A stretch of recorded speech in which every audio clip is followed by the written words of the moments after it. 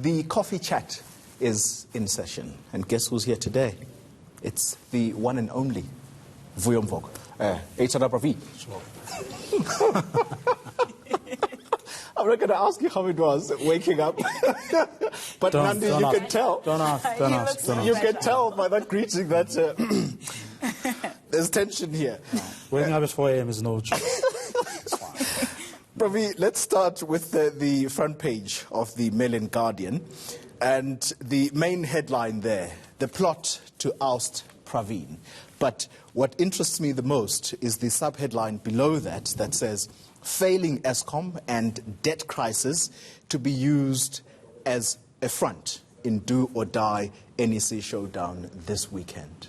Is that indeed what is going to come out of that? I mean, look, it's been the case for a while now.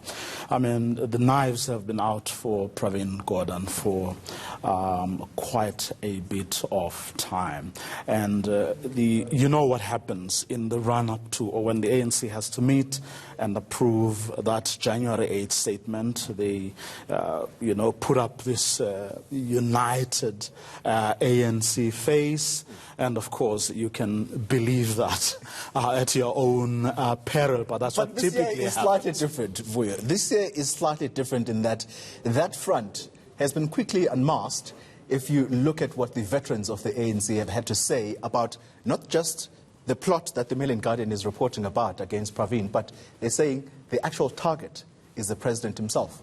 Well, it's the year in which, in June, in fact, the ANC will be going to that policy review conference, which is usually a sort of battleground for all the proxy wars that you always find, in the ANC. If I may take you back to Tax in the run-up to Polokwane, that was, a testing ground for whether Jacob Zuma could win against Thabo Mbeki. And that's what exactly happened in Tax, notwithstanding what people in the ANC will tell you about the fact that this is a policy review conference. It shouldn't be about ousting leaders and so on. That, in fact, is what happens at that policy conference. So it's going to be a very critical 5 months, and bearing in mind that the people at Davos, for example, the investors at Davos, will want to know whether, in fact, Cyril Ramaphosa is going to stay. They will want to know whether the ANC will be in power,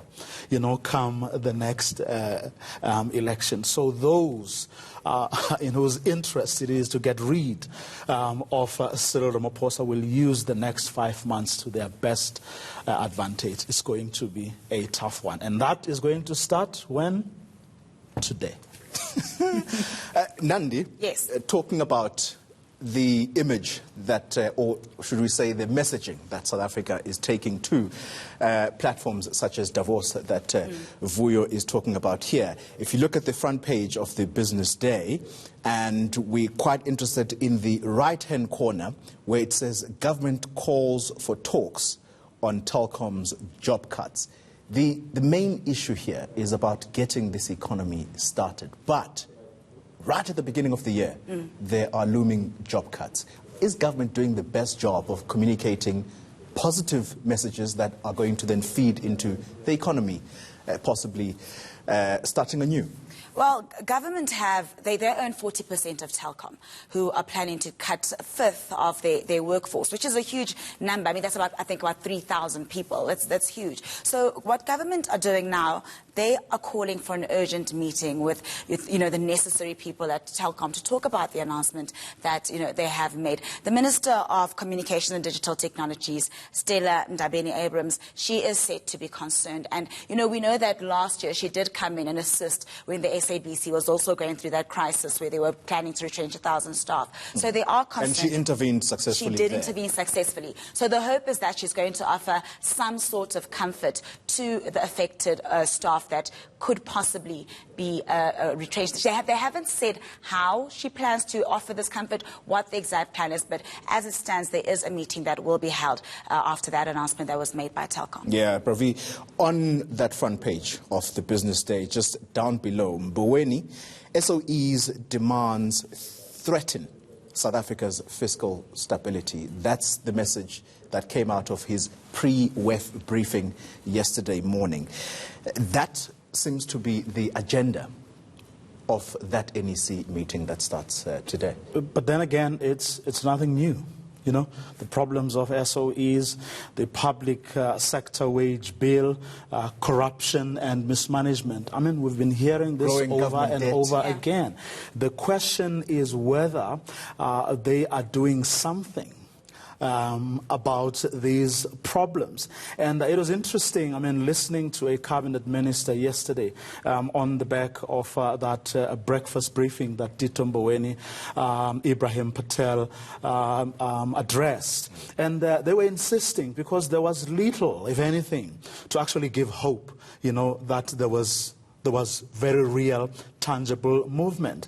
And one of the cabinet ministers was insisting that, look, I mean, outside of the anger we are seeing all over the place, and yes, a lot of it is justified, outside of the, navel-gazing, we are, in fact, doing something slowly. Yes, we keep on sleeping, but we're making very real progress. But we're not going to steal the president's glory. You know, we are going to give him his time. When it comes to his State of the Nation address, you're going to hear about very real progress that we're making on the ground. But my interest, I'm fascinated by this.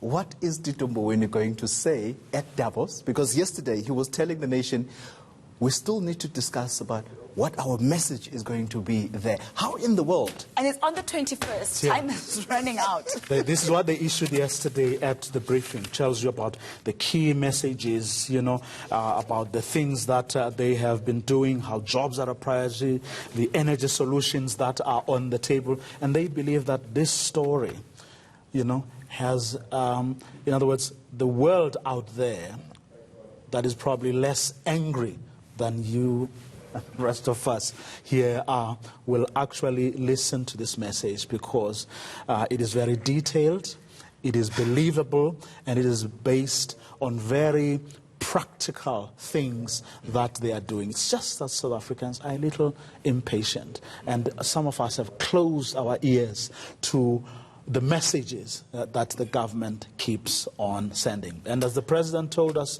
last weekend, they are not sitting on their laurels, you know, they are not curling their lip, in fact, and they are not shrugging their shoulders. They say they are working very hard, and very soon we're going to see the results. As he told you, he's not a lazy president. He's working very hard. You heard him?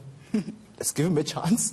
Nandi, what's happening in the sports pages? Well, Themba Bavuma was controversially dropped from the Proteas squad a couple of weeks ago for the test against England that is currently ongoing. Well, he's now joined the Lions, where he's been playing franchise cricket, and he scored his highest ever first-class score of 180, proving that the Proteas should call him back, perhaps for the fourth test, which will be taking place. What are these talks about him becoming possibly captain? Yes, so assistant coach Enoch Mgwe said yesterday, well, the day before yesterday, just before the third test began in Port Elizabeth, he said that he sees Themba Bavuma as a future captain of the Proteas, and that would be absolutely incredible if something like that happened. And I think those words might have been what inspired Themba to give such a great performance against the Dolphins in Pietermaritzburg. So well done to him. I think that if he keeps it up, a lot of people have been questioning his form, but clearly he's in great form, and he's recovered perfectly well from his little hip niggle that he had for that Centurion test. So hopefully he'll just keep on going. You're not about to bring politics into this. Bavuma possibly becoming captain.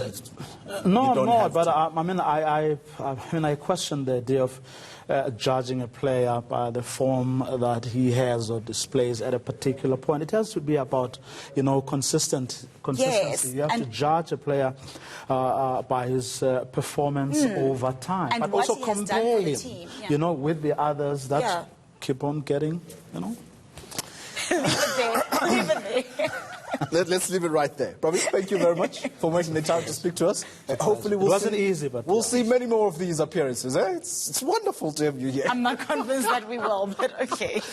Nandi, you're not going anywhere. Thank you very much, guys.